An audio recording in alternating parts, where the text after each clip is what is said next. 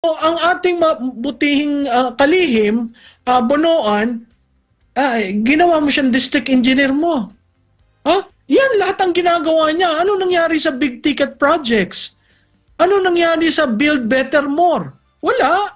Walang maituro kasi nawala ang pondo. So ang tanong ko, Mr. President, alam mo ba talaga yung budget na lumabas?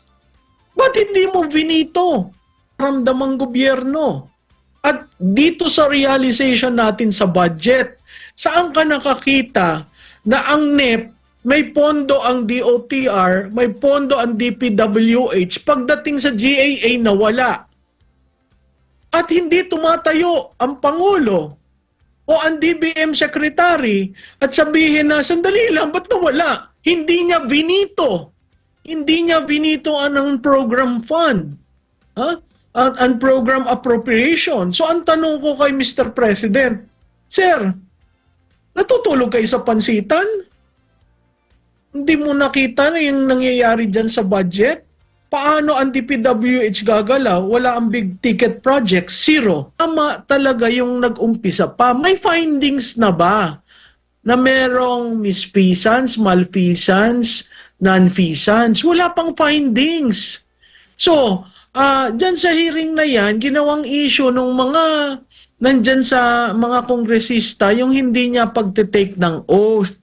Kung titingnan niyo po ang rules ng Kongreso since 8 Congress, kahit nung batasan days, pero wag na natin ilagay doon, yung post-EDSA na lang, 8 Congress hanggang sa, ngayon ay 19, mga hanggang 17, 18 Congress. Wala hong sinasabi na ang resource person ay nag-o-oath. Parang wala nang kaibahan doon sa unang budget hearing kasi hindi naman nagtuloy-tuloy all the way si VP Sara.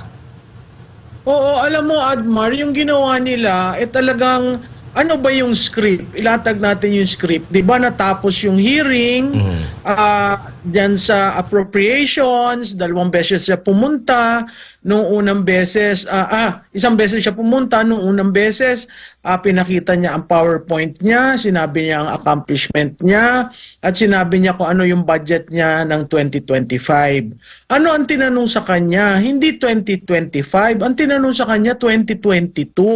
At ang tinanong sa kanya, COA. Sinabi ng COA, oo, may notice of disallowance, pero she is given 180 days or 6 months to trash out the details.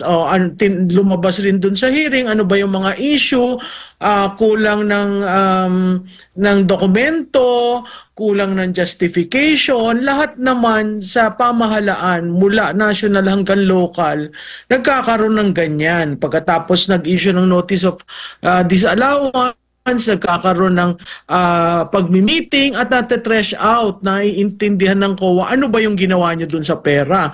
And after that, hindi naman lahat ng may notice of disallowance ay kinakasuhan sa ombudsman, no? So, yun settled na. Ano nangyari? Nagulat tayo. No? Hindi na siya pumunta nung second, o sabi niya, di bahala na kayo. Ginawa nila, kinat nila. Inalis nila lahat ng social services ng Office of the Vice President. Ang natawa ako, pati supplies kasama. Di tapos na yan. Nung September 3, na-nominate yan si Congressman Chua sa plenary. Naging chairman ng Committee on Good Government and Public Accountability. September 3. Nung September 3 rin, nagsalita yaang taga Manila, si Congressman Valerioso, that congressman. Yung isa ay taga District 2, yung isa ay taga District 3. So Manila yan. Okay. Parehong dating kasamahan ni Mayor Isko Moreno. So lalagyan natin ng angle ng politika. So nagtataka ako after nanumbrahan sa plenary na maging chairman si Congressman Chua, nagsalita si Congressman Valeroso ng kanyang privilege speech. Pag binasa mo naman yung privilege speech, wala naman. Ang sinabi lang doon, yung asal daw ni BP, yung hindi nagsasalita, yung hindi sila respeto. So gripes lahat ni Valerioso yung lumabas. Pagkatapos, nung nag-deliver siya, after 5 session days, nagkaroon na ng hearing.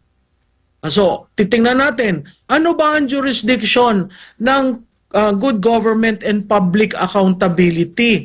38 members yan. Ang jurisdiction niya to look into misfeasance, malfeasance, nonfeasance. Anong ibig sabihin nun? Ang misfeasance, wrong conduct na ginawa. Ang malfeasance is wrong conduct. Ang misfeasance, tama yung ginawa, pero it caused injury to government. Ang nonfeasance, failure to act when under obligation to do so. So, kunyari, may nakita kang nasagasaan, hindi ka nag-act. Non-feasance. So, yun yung jurisdiction ng committee. So, kung titingnan mo, tama talaga yung nag-umpisa pa. May findings na ba na merong misfeasance, malfeasance, non-feasance? Wala pang findings. So, dyan sa hearing na yan, ginawang issue ng mga nandyan sa mga kongresista yung hindi niya pagtitake ng oath. Kung titingnan niyo po ang rules ng Kongreso since 8 Congress, kahit nung batasan days, pero wag na natin ilagay doon, yung post-EDSA na lang, 8 Congress hanggang sa, ngayon ay 19, mga hanggang 17, 18 Congress. Wala hong sinasabi na ang resource person ay nag-o-oath. Ang pinag-o-oath lamang ay yung witnesses. Kasi ang resource person, parang sa Supreme Court, para yung amicus curiae, friend of court. Kaya ka tinawag para ikaw yung magiging resource person. Saan naman ho nyo, si BP ho ay Vice President. Pag-o-oath mo si Vice Presidente diyan sa hearing na hindi mo maintindihan ano ba talaga ang bakit kayo naghi-hearing, 'di ba? So doon pa lang napakagulo yung nangyari diyan at makikita mo nagtatanong sila ng jurisdiction, si dalawang kongresista nagtanong ng jurisdiction, hindi, tatlo pala. At si former President Gloria Macapagal Arroyo, sinabi rin niya na sandali lang, bakit ganyan ang pagtrato nyo? Hindi naman siya witness. 'Di ba? Siya ay vice presidente. So galangin nyo. Makikita mo doon sa speech, sa privilege speech yan si Valerioso. Ang sinabi pa niya, salitang kalye, hindi namin ginagamit ang kabastusan, ang pagkabarumbado. Hindi namin yan tinatapatan dahil dito sa Kongreso, marunong kaming magrespeto. Ay, ang tanong ko, sir, ikaw ba'y nagre-respeto? Vice Presidente natin yan, the second highest official of the country. She is in line sa succession. So, anything that happens with the President, she becomes the President by operation of the Constitution. Ganyan ang trato nyo sa kanya? Di ba sabi nga nila, spare tire spare tire siya. Pero naghihintay siya. Pero, dito makikita mo yung congressional bullying. Dapat itigil na nila kasi naghahanap lang sila ng evidence para sa impeachment. Yaang Committee on Good Government and Public Accountability is a kangaroo court na hahanap ng dokumento, hahanap ng sinabi niya, hahanap ng kung ano-ano para to put together the charges for an impeachment case. Ngayon, ang tanong ko, hindi pa ba nasusulat yung impeachment? Kasi ang balita ko na isulat na pero naghahanap sila ng mas matibay Ano ang mas matibay? Hindi ho nyo makukuha kay BP. Makukuha nyo sa COA. At kung sa COA, binibigyan siya ng 6 na buwan, ha, para yan matapos. Yung recent Supreme Court decision, sinabi nila ng Supreme Court, hindi porke may nakita kayong anomalya, ibig sabihin guilty na yan. Recently lang na linabas sa Supreme Court portal. So hindi ibig sabihin may nakita kang anomalya, meron ng kaukulang criminal or administrative. Dahil dumadaan pa sa proseso. Yun ang hindi naiintindihan nito mga congressman.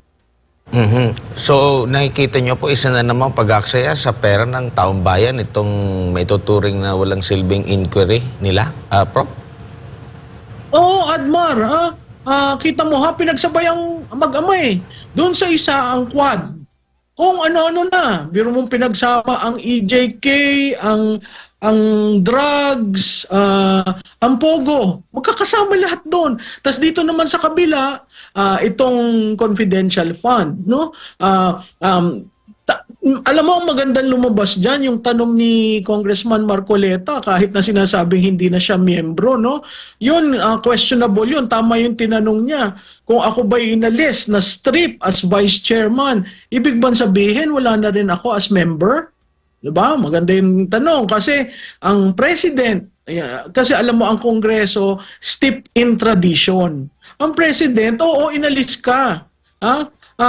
Pero hindi immediately, pag inalis ka as senior vice chairman, alis ka na as member. Pwedeng dinemote ka lang, you remain as a member. Pero tama rin yung sinabi na lahat ng action kailangan decided sa plenary. Maganda rin yung isa pa niyan sinabi na sige, maglabas na tayo. Ilang ahensya ang may notice of disallowance? National, local. Ayan, maganda. Kasi makikita mo, kung tayo ay merong 18 to 20 na cabinet ranking post, 18 na ahensya, wala kayong notice of disallowance. Sa local, nung ako'y nasa Manila, nagkaroon niya ng notice of disallowance.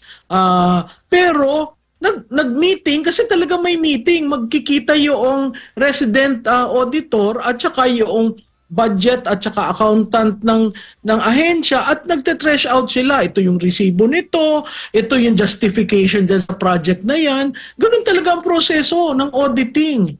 Hindi naman kaagad sinasabi na, ay may kasalanan ka. Kaya maling-mali yung ginawa ni Congresswoman Kimbo.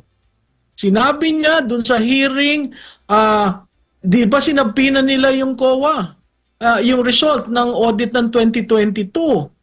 Tapos sinabi nila sa opening niya, kung gusto nyo makakuha ng kopya na ito, sabihin nyo sa amin kasi hindi namin basta-bastang i-release. Anong ginawa ni sino nga yun? Si Frances, yung taga teachers?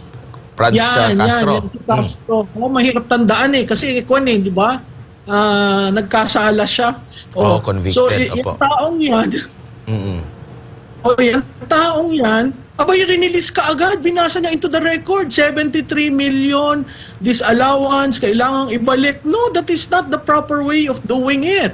Kasi ang makikita mo sa lahat ng ingay na ito, iniiba nila yung proseso ng COA. Ang hindi nila naiintindihan yung proseso ng COA. Na hindi porke may notice of disallowance, ikaw ay may mali ng ginawa. No?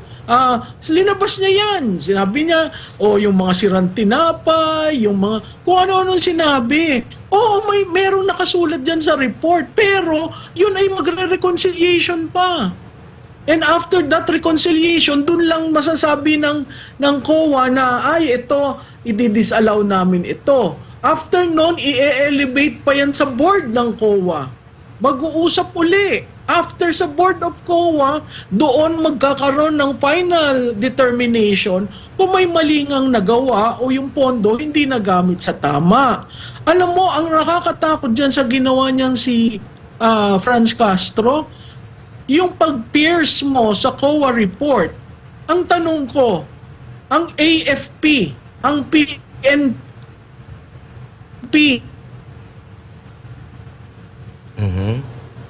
ang Office of the President, meron yan confidential intelligence nyo, black, to do that to this administration? Aba, Mr. Speaker, hindi ko alam kung nasaan ka nakataya.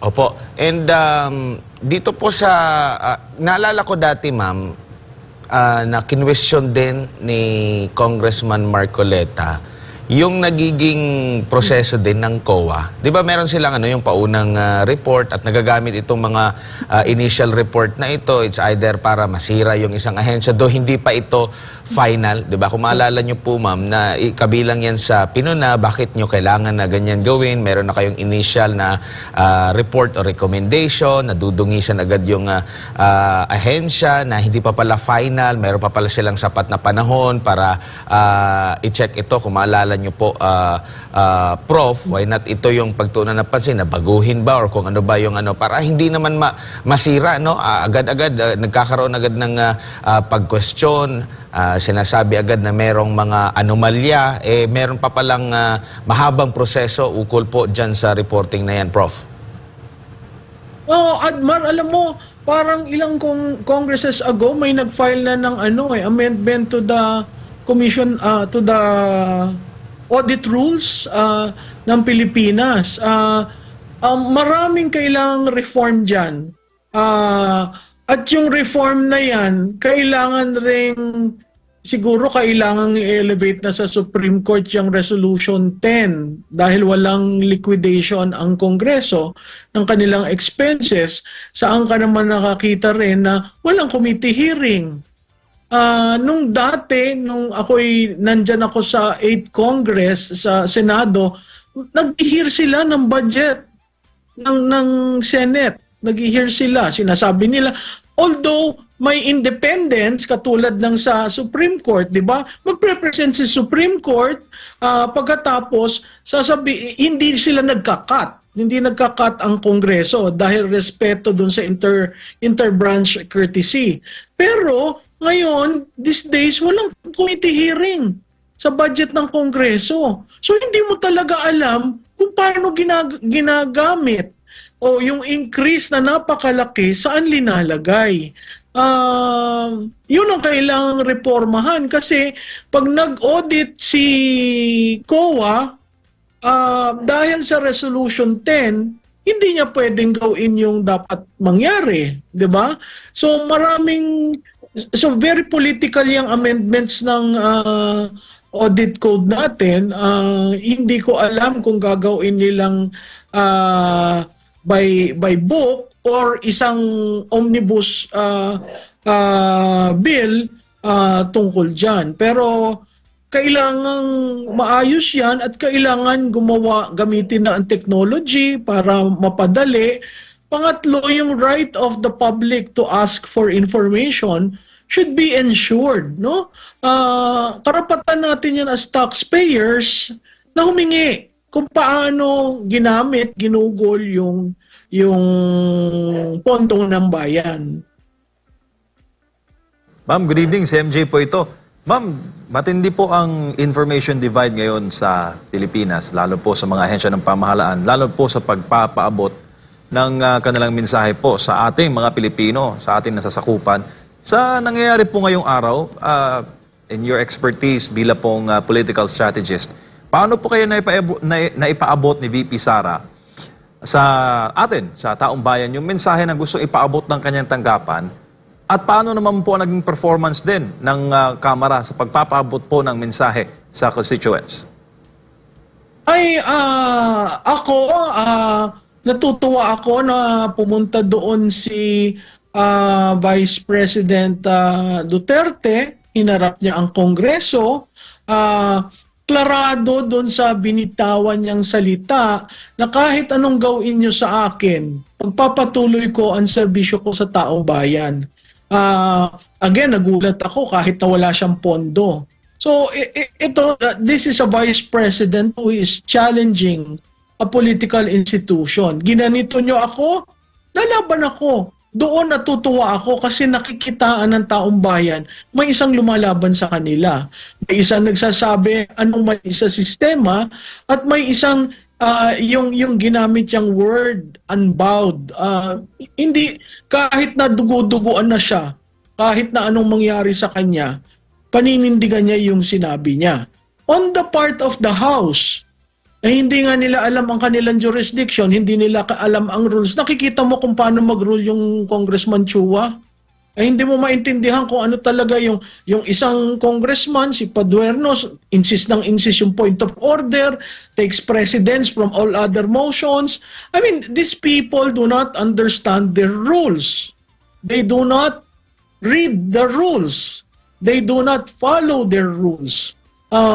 Yun ang nakakalungkot kasi pag hindi mo sinusunod ang rules ng chamber, yung rights ng humaharap dyan, forever nasa sakripisyo.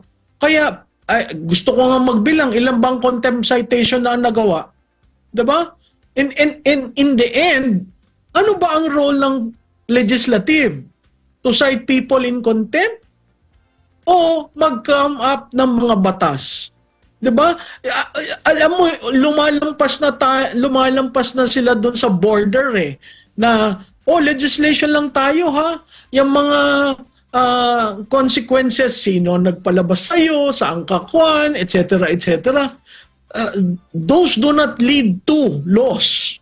Okay?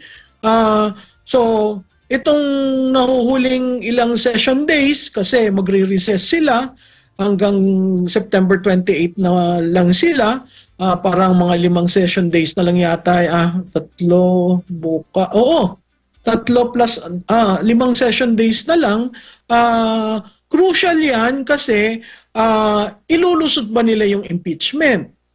Diba? So yung tanong ni MJ, in terms of communicating to the external audience, maganda yung ginawa ni BP. Yung dun sa Kongreso, hindi ko maintindihan kung anong gusto nilang palabas. Basta, they are bent in ensuring that they will be able to unearth malfeasance, misfeasance, nonfeasance. Kasi tatandaan natin, good government and public accountability. Biro mo towards the end of the congressional calendar na appoint yung isa only to ensure na So, sa script, sunod-sunod, ang end niyan, impeachment. So, ang kailangan nating tingnan, yung impeachment, ang napapag-usapan, yung impeachment na ginawa ni Congressman Joker Arroyo at saka ni Speaker Manny Villar. Habang nagdadasal, na-refer sa, nailabas sa committee, nalabas sa plenary to report sa Senado. And pagbang nung gavel ni Speaker Villar, that's it. So yun ang bantayan natin dito sa mga 5 susunod na araw kasi baka mangyari yan. Ngayon, ang problema niyan, they have to get 3/4 of the members to fast-track it. Ang balita ko, nasa 1/4 pa lang. Bakit ganon? Sa tingin ko, dahil malapit na ang filing sa October 1 to 8, marami diyang nagfa-fundraising. Tsaka ma'am, dito tayo lagi sa messaging na pinapaabot na sa taong bayan. Halimbawa, ituloy talaga ma'am for the sake of conversation na yung impeachment bago po matapos ang budget season for this year 2025 or bago nila matapos yung mga sesyon, anong mensahe pinapaabot niyan sa taong bayan, ma'am? Ito magkakampi to ng eleksyon noong 2022 budget, wala na mga naging problema. 2023, may mga setbacks kaunti pero nagkalabuan ultimately. 2024, mas lalo nagkalabuan at may mga pahayag pa kanina si VP Inday na never again sa mga Marcos. Anong masasabi mo doon, ma'am? Well, alam mo si VP Inday nagpapakatotoo na nanahimik siya ng 2 taon. In-honor niya yung pagsasama nila. Hindi niya kailangan tumakbo, pero again, makikita natin ano ang kahalagahan ni Inday Sara kay Mr. Marcos, ang kahalagahan na yon, siya yung tulay na nagre-bridge sa taong bayan. Tinan mo ngayon lahat ng mga activities ni President. Hindi ba kakaunti ang tao? Hindi ba nanlalamig ang tao? Hindi ba kailangan may tagapalakpak pa para lahat pumalakpak? Nakikita natin yon. At hindi conscious itong administration na ito sa ganong optics. Kitang-kita ang epekto nang wala si BP Sara. Ngayon, yaang ifa-file nila ang impeachment, assuming ma-file nila ang impeachment, papasok tayo simula October 1 sa political season. Kasi magfa-file na ang mga candidates. Gugustuhin nyo ba na iipitin nyo ang Vice President na magkakaroon siya ng titindigan para gawing political issue ito? Alam mo, hindi pa natin na-measure. Walang nakaka-measure. Yung impact na magkasamang PRRD at Vice President Sara Duterte. Hindi yan pa nangyari. Okay? Bakit ko sinasabi noong 2016, di ba natandaan nyo, may slate si Mayor Sara at may slate yung ama. Hindi natin maintindihan. Ako as someone who has been doing campaigns, hindi ko maintindihan. Sabi ko, bakit may isang slate doon, may isang slate doon, paano sila magkakampanya? Di ba? Yun yung lumabas. So, imagine at the time, hugpo si Mayor Inday at si Presidente PDP Laban. Okay. In a scenario na magsama yung dalawa under one political party, sa tingin ko, magkakaroon ng problema ang administrasyon. Kahit na sila may machinery at may pondo. Kasi ang hindi nila nakikita ang galit ng mga botante. Yung voters are angry because of what we are seeing here. No? Galit ang botante dahil nakikita natin nanloloko ang ating mga nahalal, ang taas ng korupsyon, ang serbisyo publiko ay napakapangit, at tuwi na lang uulan, may baha, tuwi na lang rush hour, antindi ng wala kang nararamdamang gobyerno. At dito sa realization natin sa budget, saan ka nakakita na ang NEP, may pondo ang DOTR, may pondo ang DPWH, pagdating sa GAA nawala. At hindi tumatayo ang Pangulo o ang DBM Secretary at sabihin na, sandali lang, ba't nawala? Hindi niya binito. Hindi niya binito ang program fund. Ang program appropriation. So ang tanong ko kay Mr. President, Sir, natutulog kayo sa pansitan? Hindi mo nakita na yung nangyayari dyan sa budget? Paano ang DPWH gagalaw? Wala ang big ticket projects, zero. Paano si DOTR gagalaw? Wala ang foreign assisted projects. Opo. Ma'am, So, Ma'am, balikan ko lang po yung maganda nyo naging punto kanina, yung dumarami pong contempt citations sa mababang kapulungan ng Kongreso. Kasi pag ihahambing po natin ang mga panuntunan sa Philippine government at sa US government, babanggit po kasi na doon sa US, while Congress can cite resource persons in contempt, yung determination ng actual culpability is transferred to the courts, which is dapat ganun din ang nangyayari sa Pilipinas. Mayroong nagtatanong ditong netizen, na nakikita po ba ninyo na mukhang may nagkakaroon na ng trigger happy sa dispensing ng power, no? Diyan sa mababang kapulungan, in terms po sa pag-i-issue ng contempt orders? Oo, MJ. Sa tingin ko, pataasan sila ng numero ng isa-cite in contempt. At ang sinasite in contempt ay karamihan very close to the former President Duterte. Nakita natin yan yung isang PNP na babae na halos umiyak na. Nakita natin yung isang commissioner ng NAPOLCOM na talagang binastos, question, ang bilis mo ng promotion mo, etc., etc. I mean, it's really bordering incredulousness na hindi mo maintindihan saan ba nyo gustong dalhin ito. Parang gusto nilang punahin lahat ng mga na-appoint, lahat ng mga associated kay President Duterte. So makikita mo, kaya lumalabas, politika. Kasi kung hindi yung politika, hindi dapat nagkaroon ng Quad. Kung hindi yun politika, hindi dapat na i-refer yung privilege speech na wala namang walang kalatoy-latoy, i-refer sa committee. At hindi, kung walang politika, hindi ang isang first-time chairman, first-termer, ay kaagad mag-hearing na hindi niya pa naiintindihan ang rules. Hindi nga marunong mag-preside. So, alam mo, yung si Congressman Chua, dati ang konsihal ng Maynila, pati yung si Valerioso, konsihal ng Maynila, no? Hindi ibig sabihin, marunong ka sa konseho, dadalhin mo yung kulturang yon sa House of Representatives. Pero, ang gusto ko rin sabihin, bumaba na ang kalidad ng legislative skills and expertise dito sa 19th Congress. Nakakalungkot. Opo, pero tila kini-question din ni Congressman Valeriano po, Prof, dahil wala daw siyang naramdaman sa kanyang lugar na mayroong natulungan itong ang pangalawang Pangulo. Alam mo, Admar, sasagutin ko siya. Punta siya, di ba nagkaroon ng sunog sa Tondo? Distrito niya yon. Si BP, yung assistants ni BP, alas 3 ng madaling araw, pumunta na doon. Sila yung nagpakain ng mga nasunugan.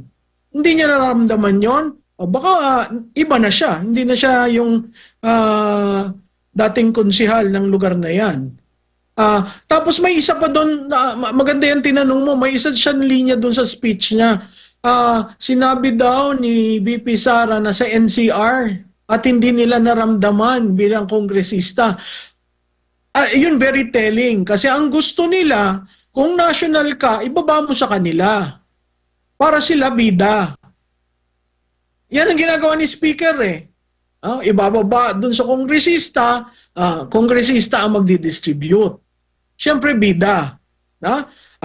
Ang isa pang napakasakit na practice, yung binababa ang pondo, ang tawag nila doon parking. Pinapark yung pondo sa local government. Tapos yung local government ang nagde-disseminate. Hindi ganon si BP Inday. Bakit? Kasi nga, yung fiduciary role niya, sandali lang ako ang binigyan ng perang ito, sisiguraduhin ko na naaayon dun sa paggamit. Ang gusto mangyari ni Valeroso, oy, Kong, meron kaming ayuda, o i-release ko sa'yo ha, pumunta ka dyan. Hindi yun, siguro dapat ibahin niya, hindi speaker, sistema ang ginagawa ni BP. Ang ginagawa ni BP, serbisyo. Hindi pera. Yung serbisyo kasi dinadala mo yung may pera ka, services ang binababa mo. Iba yung may ayuda ka, binababa mo yung pera in the guise of serbisyo. Saan kaya siya humugot na para sa NCR lang itong OVP? Kasi parang ang sinasabi niya dito, wala daw naka-indicate na alokasyon para sa mga probinsya, considering magkano lang yung budget ng budget ng OVP. Satellite offices, kaya nga nag-satellite para yung reach mo magawa yon. Alam mo, chairman niya ng Metro Manila caucus, yung si Valeroso. Kaya, siyempre dala niya yung NCR para yung 17, ilang bang distrito yon. Kung sino mang nagre-represent tong 17 LGUs, kasangga niya. It's all political. The way it was crafted, it's really very, very political. And kumbaga, Hindi ba nila alam ito na nationwide tapos ang budget ng OVP mas marami pang mga ahensya ng gobyerno, yung mas malalaki ang budget na mas kailangan na busisiin ng husto at talagang magandang paglaanan ng sapat na panahon kumpara dito na wala naman talagang malinaw na sinasabing paglabag na nagawa ang OVP. That's right.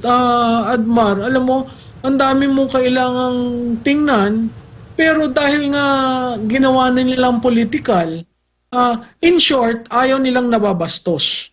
Ang feeling nila, nabastos sila dun sa sinabi ni VP. Ano ba naman ang binigay na niya? That's respecting the power of the purse. I'm not going to ask anything. It's up to you. It's at the pleasure of the House of Representatives. That is respecting the power of the purse. Now, kung ang gusto nila sumayaw si BP sa indak ni Speaker o sa indak ng sino man dyan sa Kongreso, hindi nun gagawin. Kaya nga ang sinasabi ko, ba't ba iba ang rules para sa presidente at iba ang rules para sa vice presidente? Kaya kung minsan, Admar, iniisip ko, yung pag-grant kay BP, sa tingin ko yung planado eh. Yung pagbigay. Kasi never question yung authorizing power eh. Who authorized the release of the fund? Ang presidente. Noong 2022, humingi si BP, inauthorize ng presidente. So, kung inauthorize, kung mali yung paggamit ko o mali ang pagbigay, shouldn't you question the president who authorized the release? Pero walang ganon. So ako, alam mo sa politika, wala naman diyang hindi plinano eh. Lahat na nangyayari, planado. Whether they accept it or not, lahat ng nangyayari sa politika, planado. Sa tingin ko, yung pagbibigay ng CI Confidential and Intelligence Fund ay planado. Kasi naniniwala sila na matatrap nila si Vice Presidente Inday Sara. Ang ginawa lang ni Vice Presidente Inday Sara, nagtrabaho. Ginamit niya para ma-set up niya yung institusyon niya. Kasalanan ba niya yan? Kasi may comparison eh. O hindi yan ginawa ng previous Vice President. Ay, hindi mo naman pwedeng ikumpara ang mansanas at orange. Diba? Ikumpara mo apples to apples. Ang tanong ko, ginipit ba ni Duterte si Robredo? Di ba siya mismo nagpatigil niyang mga kuha ng impeachment? Ilang beses niya binigyan si Robredo ng chance to prove herself? Twice.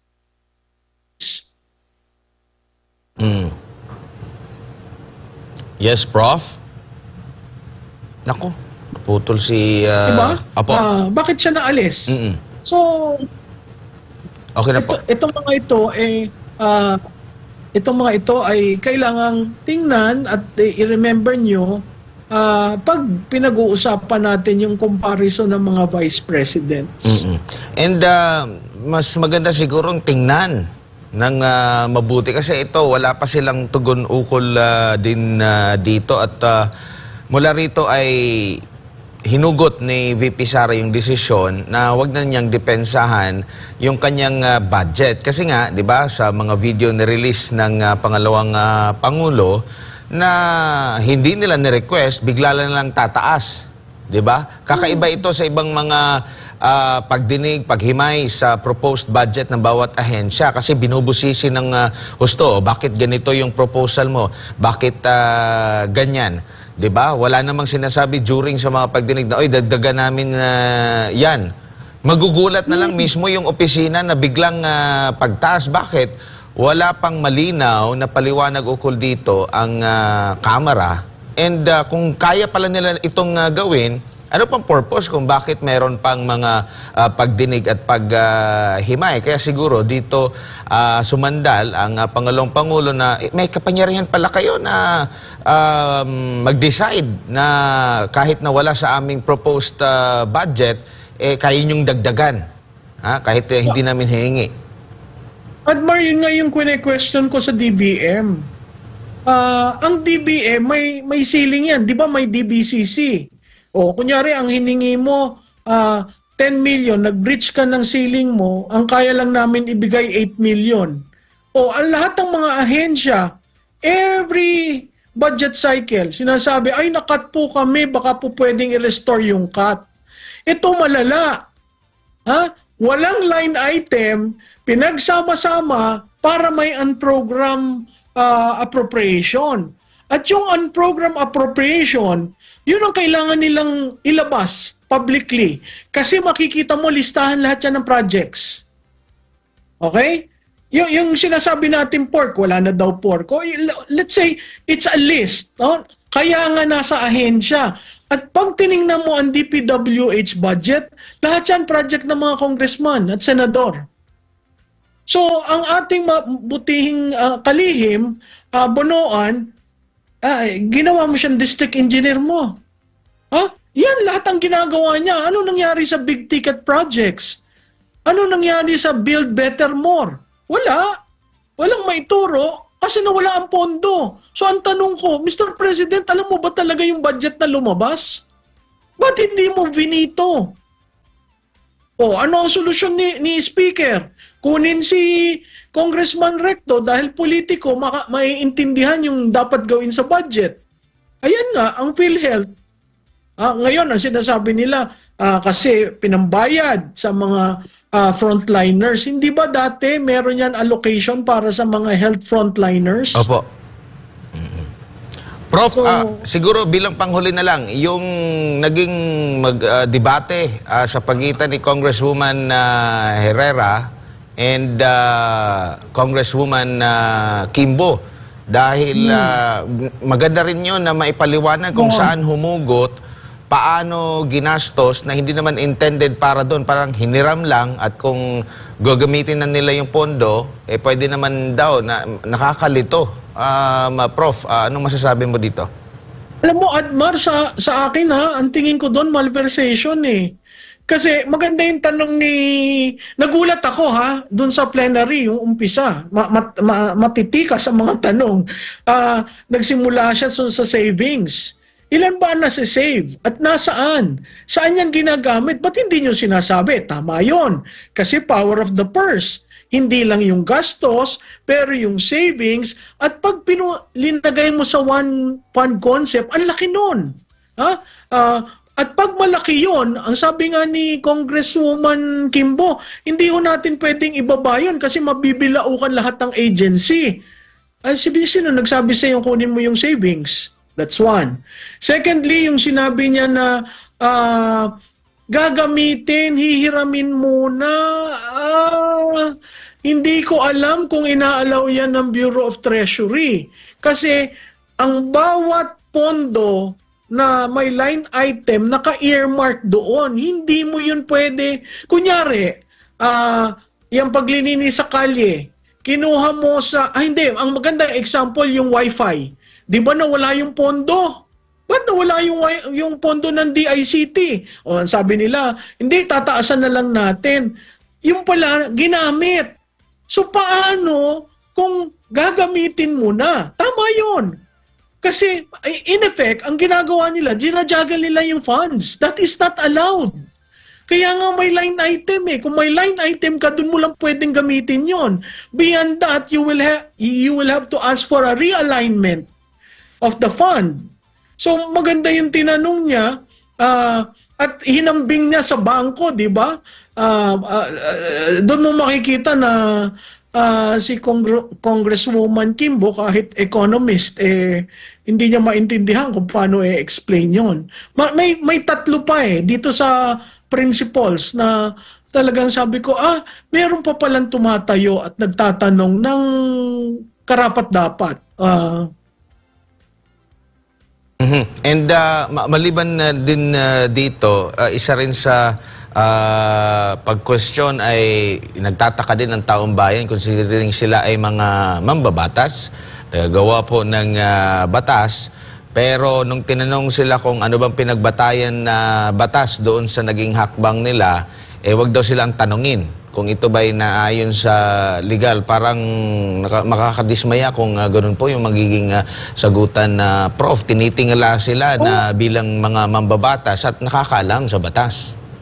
Tsaka Admar, just to add, sinabi ni Congresswoman Kimbo, humingi ka ng legal opinion ng DOJ.